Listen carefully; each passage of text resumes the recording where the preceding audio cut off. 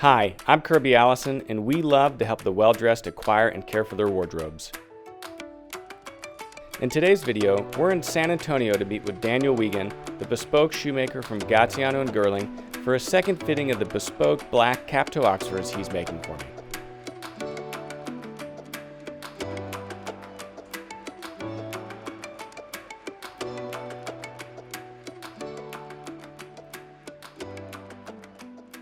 Last time we had our first fitting, and we discussed a few things that we liked and some things that we might be able to improve. So we're here in San Antonio today, and we're gonna have a quick look and see if we've made some adjustments. Okay. So this is kind of the last, the last touch point before you would go into actually finishing the shoes off. Well, I'm probably gonna send you a shoe to wear for prolonged wear. Okay. With a real sole on it. Okay. And let you wear it around for as long as you like until you feel like you've had enough time to be confident that this is the shoe you want. So I'm going to be back in London in March. Would I get that before then so I could bring it with me? Or yeah, I'd like you to have it first, and then we'd have a look at it together. Okay. And so this is part of, one of the things I think that's real unique about your approach to shoemaking is just the level of precision and kind of your methodical approach towards really getting that last perfect. Well, I enjoy making shoes that I know are going to satisfy the customer a lot more than things that are a question mark. Yeah. So I like to take my time and get it right. Well, let's try these on. Yeah, I'm excited. Let's have a look. Right.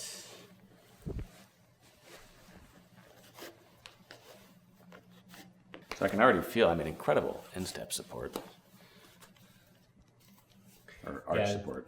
Yeah, so the difference from last time, I've tried to fine-tune the arch support, and we know you have a bit of a sensitive bone on your instep, and especially for lace-up, it can be hard to adjust with the last shape to give you full comfort, so I put a light padding in the tongue to help take the edge off. So that's just right up here to kind of help buffer the... Yeah, and it's nothing like a sneaker tongue or anything like that, it's just a very subtle thing, because a lot of times you have veins going over the bone and you can stop circulation. So even though it's not painful, it can kind of cause numbness and discomfort.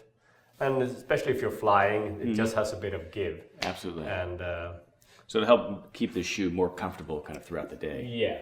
I've done it on my own shoes and I prefer that solution. Yeah. If you have a Chelsea boot or something with a plain vamp, it's usually not a problem. You don't need to pad anything. But when you have a tongue, you have laces. So it's a lot of layers. Even if you build it up, you're still gonna. If you don't have the padding, you're still gonna have laces on top of leather, on top of the bone. It gets a little bit like a washboard rubbing against it, and this just gets rid of that problem. Yeah, great.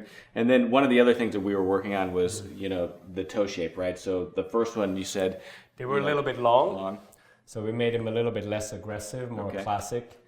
It still has a bit of geometric shape to it, because if the final real bespoke shoe has a lot of leather inside, a lot of times double caps. So if you want to see any kind of shape in the finished product, you need a lot of shape in the And that's one of the things that's kind of surprising to me is, the same last as a whole cut is going to have a different toe shape than, a captoe Oxford where you have, one, 2, 3 layers of leather built up over the toe. It's going to be softer, right? You get a nicer transition between the cap and the vamp if the vamp extends all the way through. But it's a lot more work to give it an elegant shape, because you're just adding material. So there's plenty of techniques to use to make it still look sharp and elegant. So what I'm going to look for now is if you stand up. Last time everything was quite good around the ankle. I just made a few changes to the height around the ankle, and it looks to be exactly where I want it. I have a little bit opening of the facing so that if you wear thinner socks, when the leather settles in, you're not gonna run out of space to lace up.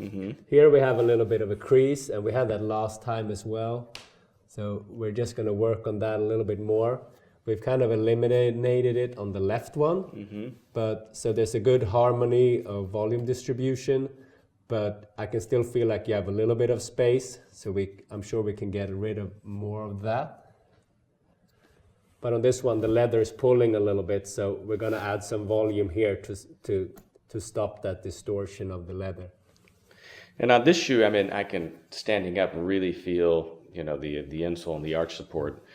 You know, as you get closer to the finished shoe, I mean, how do you keep the arch support consistent from shoe to shoe? Is that something you guys are documenting on a pattern? I usually make a note of how thick I want the leather to be. Okay. And our leather supplier is fairly consistent, so it shouldn't be too different. The support, as far as the shape goes, that's in the last. So that's going to be infinitely repeatable. Okay. Every shoe on that last will have the same shape. And this is where you're actually soaking the insole in water and nailing it to the last to get that shape. Like most ready-to-wear shoes has a very flat bottom because they got to fit everybody. Yeah. If you get a very anatomically shaped bottom for ready-to-wear shoe, it might fit some person really well and a lot of people really badly. Yeah. Which would be bad for business and probably damaging to some people's health. Yeah. But when we're only fitting one person, you can treat yourself to these. Okay, so what I'm feeling kind of right in this, you know, this arch is some of it's the hard countering, but a lot of it is, you know, that insole being molded to the shape of the last you created. You know, the leather has to be firm so you can feel the shape, but it's not something that we put in the shoe after. So we're not adding material and bulk. So it's not like an insole, like an orthopedic insole. No, you know, an orthopedic insole would be sit on top of a generic flat insole. Here you have the shoe doing that job. Okay. And it makes it more elegant because you if this was an orthotic insert, this would be really square and not very exciting looking. Yeah. But now you have that curve following your foot shape. And we still have a very tight, you know, kind of waist here. And so a lot of this is, again, that hard countering that's kind of a part of really your technique and style. Yeah, and it helps to help to give the shoe keep its shape. And because you make a much more structured shoe than a lot of the other bespoke shoemakers, and a lot of it is, again, that hard countering that creates the support and the structure to the shoe to make it comfortable. Yeah, it's not something that I necessarily feel like a shoe has to be hard, but a lot of people come in and ask for support, and it's something they want, and for them to have it, it has to be structured. Yeah. A lot of people like a very soft shoe, and I'm happy to make that kind of shoe too. Okay. But I feel like you try on a soft shoe, it feels great short term. If you wear it all day, you know, you don't get support, you feel more fatigue, your foot has to work harder. And that this is my favorite type of shoe to wear. And it's, you know, a lot of people come back for more. So yeah, there you go. They seem to enjoy it too. So what else do we need to... You need me to stand up again? Yeah, if you stand up again, you know, we're looking at the toe shape, and last time the shoes were a bit long, and I think that the length of this shoe fit you a lot better. Yeah. But what I'm mostly gonna want to look for is how you feel in the shoe. Yeah, I mean, it feels really good through, you know, the arch, you know, the instep. You know, I don't feel any pinching or anything, so I can definitely feel the, you know, the padding. You know, there's a little bit of kind of volume. Yeah, there's a lot of volume here in the toe, and it's something that I'm not too happy with at this fitting, but it's not something that I'm going to have a problem fixing either. Okay. We'll take a look inside. How do you feel about the heel height? You know, the heel height, you know, feels good. I mean, my heel's not slipping at all. Let's roll these up and take a look. Yeah, so the way it looks now, there's no real gaps. Everything looks very harmonious. And if it looks like that to me, I have to trust your judgment that you feel comfortable. Yeah. And nothing is slipping. And everything looks good. If you take the shoes off, we're going to cut them open and see exactly how much room we have in there.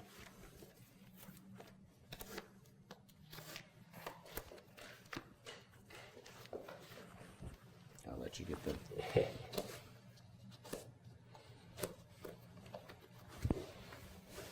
So before we cut them open, talk to me a little bit about kind of, you know, your approach to the heels. I mean, this looks really tall, but this is a trowel shoe, so you know, I like a tall, certainly taller than your standard ready to wear, because I think it adds an opportunity to really sculpt and give elegance to the shoe.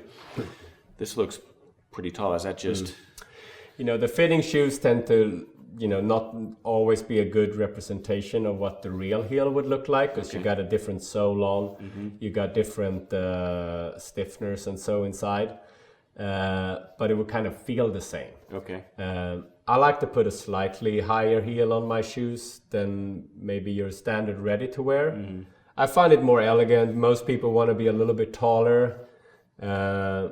And like you said, it gives you an opportunity to put more shape into it. Yeah. It's hard to put a lot of shape and pitch into a heel that's very low. Yeah. They tend to get very small. And so what's like a standard ready to wear heel height? I would imagine they're around an inch, sometimes a bit lower.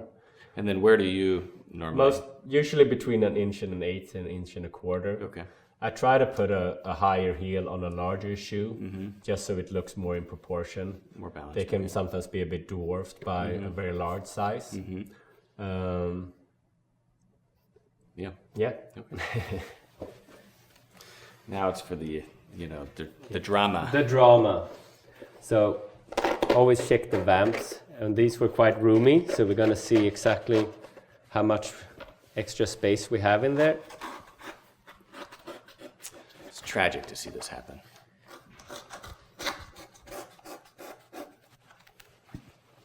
And the heel was quite good last time, and I haven't done too much to it, but I'll still have a little look inside.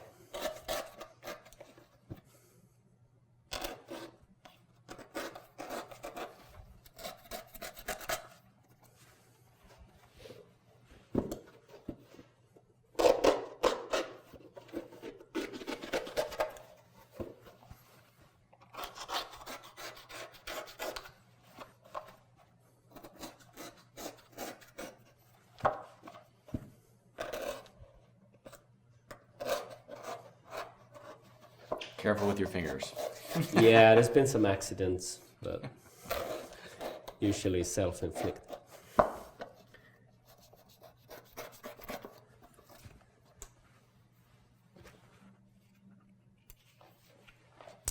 So if we try to slip these on again. So all of a sudden more room.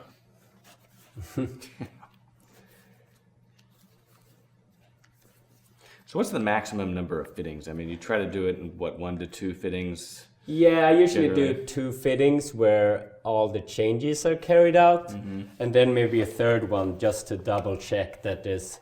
Sometimes you make some changes, you might overdo it, little problem might pop up somewhere else, because everything's kind of connected. And how do you work out the balance between, taking your measurements and then integrating those into the last, because again, you're taking, 2-dimensional measurements and sculpting into this 3-dimensional shape that you then have to build a shoe around and someone has to wear. I mean, it's got to be really challenging to anticipate how those things interact. The measures we generally take, they're very simple measurements for a quite complex 3-dimensional shape. But a lot of it, you have key areas that you need to get right. And then you can blend them together in a nice, hopefully beautiful way. So you're not checking every area. You have few areas and then you blend them together. Okay. In different ways. And how is that? At that point, are you really kind of relying just on your shoemaker's intuition? I try to do a similar formula for the first fitting, because I might get instructions from the client that he likes a tight shoe or a loose shoe, but what's a tight shoe to him can be different to me. So I try to do a similar treatment for the first fitting, and then we see where we are and we'll talk about it. Because sometimes if I listen too closely, it probably throws me off more than so if that's part of just kind of the consistency in the way that you approach this iterative process. Yeah, the consistency is key. So if you do it all over, if you have consistent measures, consistent approach for the first fitting, you kind of know where to take it from there. Okay. So if you stand up, we can kind of have a look and see how much space you have in front of your toes. And a lot of people are very surprised to see that there's a lot of room there. But for a dress shoe with structure, you need to have some space, because as you walk and your foot spreads out, you need to have room for your toes. Otherwise, they're going to hit the front of the shoe, and that can cause ingrown toenails and bunions and such things. And the other thing too is balancing last shape. I mean, I guess if you did a round toe, you could really pull that in, but then you end up with these issues of comfort. Yeah, a fuller, rounder toe you can make shorter. Very sharp toes you generally have to make longer. But as an average, I try to put about 3/4 of an inch to an inch in front, which is about two and a half to 3 sizes. Yeah. What do we have here? And we have about 2.5. I'm Swedish, so I'm a metric guy. So I put about 25 mil in front. Okay. For some people, if they have very wide feet and want a very sharp shape, you have to put more in there to not interfere with the toes. And how does that compare to like a ready-to-wear shoe? Like if someone were doing something from ready-to-wear, would they Our end own up- ready-to-wear follows pretty much the same rules. Okay. Our benchmade range is about 3 sizes over, and maybe the deco shoes is a half size on top of that. So 4 sizes. Yeah, so they fit the same inside, so the extra sharpness is kind of added. So it's not something that you take off the sides and cause discomfort. So here we can see we have an even measure here. I quite like how much room you have there. I draw a little line to kind of see where your toes are, so I can go back and have a look. Here it's sitting nice and clean, and there's a little bit of room here, about 2 mil. Take a note of that. And so you would be shaving that off the last. Yeah, so I'll be taking that off the last in that area. Here we have a little bit of pulling, which means I probably need to raise this slightly.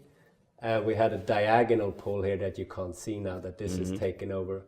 So I'd probably add something around here to stop it pulling in that direction. So you'd be building up the last. Yeah, I would be building it up here and taking it off in this area. And also round it off a little bit around here. And so whenever you take these shoes back to the workshop, I mean, and you're making these adjustments, do you have the shoes there right in front of you and Yeah. you're kind of looking at these measurements and then rasping? the Yeah, I last make or notes. building If it I up? have note that there's a tight area, what I usually do is I'll make a note on the shoe like I'm doing now, and then I actually put the last back in the shoe, and you can punch an awl through or something, and you'll get a little mark on the last, and you can go back Okay. and have a look. And also, if I know if something had a bit of room here, if I reduce the last and put it back in, and I have more room there, then I know that I've done it right. Okay. So I can if I can change the last and make it do the things that it's doing now that I want to get rid of, it usually means that I've made the last more like your foot shape, and those problems hopefully shouldn't be on the next pair. Okay.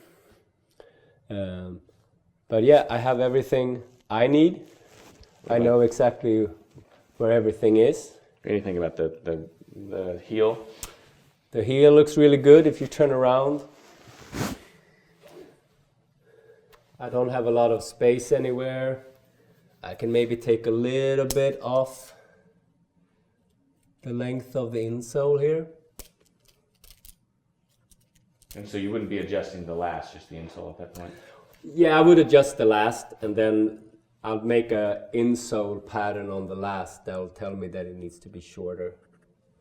What different thicknesses of insoles would you use? You mentioned that earlier. I like quite a heavy insole because it makes it it makes it possible to repair the shoe more times, because you can just make everything sturdier so that if you take it apart, it's not going to break or damage anything. So I like a sturdy, stable insole because it's added longevity. And we don't have a lot of fillers in our shoes like cork and so on. So it's good if the leather is thick and you can mold your foot better. Are you to using that. cork on your Bespoke shoes or? I used hard felt Okay. because it can't squeak and it's water repellent, and because it doesn't squeak, I don't have to bond the layers together, and they're allowed to move a little bit more, a little bit like a canvas suit or so, rather than a fused one. So it makes it more flexible. Yeah. And that's really unique to kind of the West End or British, bespoke Yeah, shoemaking. You don't see that anywhere else. You don't see it much, and it might be practical reasons. It's a lot easier to shape felt. It's a lot cleaner, and also it's really hard to come by. So I think a lot of people, their old supply runs out and then replace it. It's a roofing material, isn't it? It is a roofing material, but I think nowadays it's usually mostly used in vintage old boats Okay. as a sealer. Huh. because most of the roofing felts have changed to glass fiber or paper. Okay. So originally it may have been that, but now it's kind of... Yeah, now it's a very specialist product for marine purposes. So you were saying, so on this shoe, I mean, again, there's quite a bit of kind of like a forward down angle. Yeah. I mean, I mean, not that I dislike it, but I mean, is this, you know, I have other friends with Gazianos, and this seems to be kind of a little bit of a house style, right? Yeah, I like to, you know, this is going to be a black plain Oxford, and to make it have a little bit more of an interesting look to it that sets it apart, I like to have a little bit more geometric angles going on. Especially if you put a nice shine on it, it'll catch those reflections in an interesting way. Which of these will have. Yeah. And then you were saying that, you know, compared to this, it'll be muted slightly just because of, again, the increase in amount of leather. With my making, I can decide to either enhance or tone it down, but I like to have it there in the last, so I can work it if I want to. And so as far as toe shapes are concerned, I mean, this is what, a soft square? Yeah, a soft square, maybe with a little bit more angles to it, but I wouldn't call it a chisel or anything like that. That would be a bit more aggressive. Okay. It's beautiful. And glad you like it. Okay. So we'll take a look at these again in March. Okay. And so you'll either, whenever I'm there in March, pick up the fitting shoe or just send it beforehand? Yeah, it should be ready before you get there, and you can have some time to spend with it in privacy. And what are we looking at in the fitting shoe? So this is, you know, would it be cemented? Would it be just like this, but with a leather sole? We usually try to welt the final fitting shoe. Okay. Wow. So that you can. Are you hand welting it? Yeah, I wish I could welt them by machine, but unfortunately that's not possible because it affects the fit of the shoe. And we have apprentices that need to practice, so it's it works out. It works out. That's amazing. Wow. Okay, and then it'll be done, you know, like it's a proper shoe. Wow. Yeah. But some people say, I'm not going to wear them that much. I just want to have a final check, and we'll cement them kind of like that. Okay. But that's kind of the final, you know, to make sure that there's no creasing or that any of the pressure points. Yeah, and sometimes when you're sitting together with your shoemaker and you have limited time and maybe you're indoors, you know, wearing a shoe in a showroom and out in the street are different things. Different experience. I'm sure a lot of people have bought shoes that fit good in the store, and then they wear them all day, and it's not quite as comfortable as they thought it would be. So these are, you know, clearly absolutely beautiful shoes. How do you balance, you know, fit, you know, with the final silhouette of the shoe itself, and, you know, the way that interacts with the foot, where, you know, some people have beautiful feet, but some people, you know, a lot of people ask us, you know, why don't you just do 3D scanning and create a, you know, a shoe like that or a last like that? Well, then you end up with a foot-shaped shoe, like a pair of barefoot shoes. They're not elegant. So, you know, as Bespoke shoemaker, you're really kind of interpreting, you know, the representation of the foot with the last, but then balancing, you know, the final making to create a beautiful shoe. Exactly. It's a compromise between aesthetics, fit, durability, support, comfort, and there's a lot of ways of doing it, and I wouldn't say that one way is correct. Every shoemaker is probably slightly different and have a different philosophy of why they do the things they do. I try to make sure that you have a foot that sits naturally in the center of the shoe. And if that causes shapes that are less than desirable, I try to add with thicker side linings and build up the shoe inside, kind of like a tailor would do with shoulder pads or so on. So you're not actually changing the shape of the last. I mean, you really want the last to represent the anatomy of the foot. Yeah. But then, you know, you would modify the silhouette of the shoe with how you build around it. Yeah, you know, depending on like the shape of the heel, the trimming of the sole, especially how you shape what kind of leather you put inside the shoe. You don't need a lot of leather to really kind of give the shape of and the silhouette a little nudge in the right direction to make it better looking and look more like what you had in mind. Yeah. So if someone had a really kind of flat, I mean, you know, this has a nice, you know, my foot I guess has a kind of a curve here, which is quite standard, and then I have a little bit of shape through here. Yeah. But if it was straight, and kind of created a little Yeah, bit it's of a very banana common shape. that you have a very straight and inside, and you try to make a sharp toe, and you have to take a lot off the outside. You can get a kind of bent banana shaped kind of shoe. And just by adding a little bit more material in certain areas and just trying to take a fraction more off or keeping things a bit thinner in others, you can kind of try to straighten that out a little bit more. You know, you can't always make it perfect, but you can make it a lot better. And you wouldn't do it by actually adding room, you know, building up the last, because then all of a sudden the shoe is too roomy. And it doesn't Yeah, fit you know, right. you can do it and you get a better shape.